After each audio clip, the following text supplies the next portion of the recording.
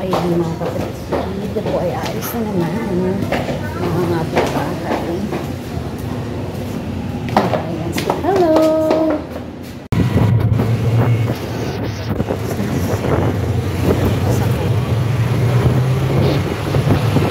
Ayan, hello! Nandito na naman po. Andito na naman sa kapitbahay. Ayan. Pasensya na kayo. Wala na talaga akong mapuntahan kundi ang aking mga kapitbahay. Kasi nga, hindi naman kasi dito ganun kadaling pumunta sa mga malls o kaya sa mga park na yan o kaya sa ibang lugar na pwede kang magstay o mamasyal mag-isa. Hindi kasi, iba kasi yung ano dito iba yung kultura. So, mas safe kung pupunta ka sa iyong mga kaibigan o sa kapitbahay. Yan sa kapitbahay. Pero, depende. Ika nga, sabi nila kapag pwede rin hindi maganda ang pagpunta sa mga kapitbahay kasi pwedeng makasira ng iyong buhay. So, nasa sayo na yan kung paano kang mga kapitbahay at kung sinong kapitbahay ang pupuntahan mo. Diba? Kahit para-paraan na lang yan kung paano tayo makakaiwas doon sa mga kinatatakutan nating maaring i-chismis tayo o maaring chismisan lang yung pupuntahan.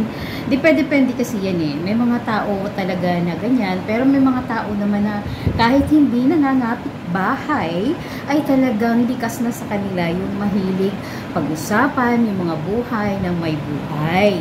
Pero kaya wala yan kahit hindi ka nangangapit bahay, kung talagang yun ang ugali mo at ng iyong mga kaibigan, ay talagang maritesan is life.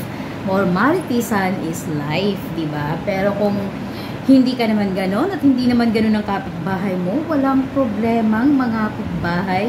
Ang importante, nag-i-enjoy ka lang, nakikikain. Sorry salamat ang marami. Sorry Uy.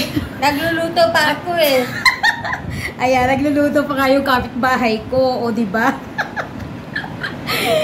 Ay, nako. Ang init kasi sa labas, binigyan ako ng tubig. Ganyan yung mga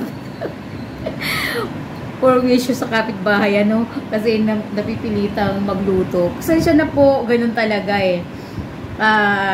pero I feel na hindi naman ako for issue sa kanila.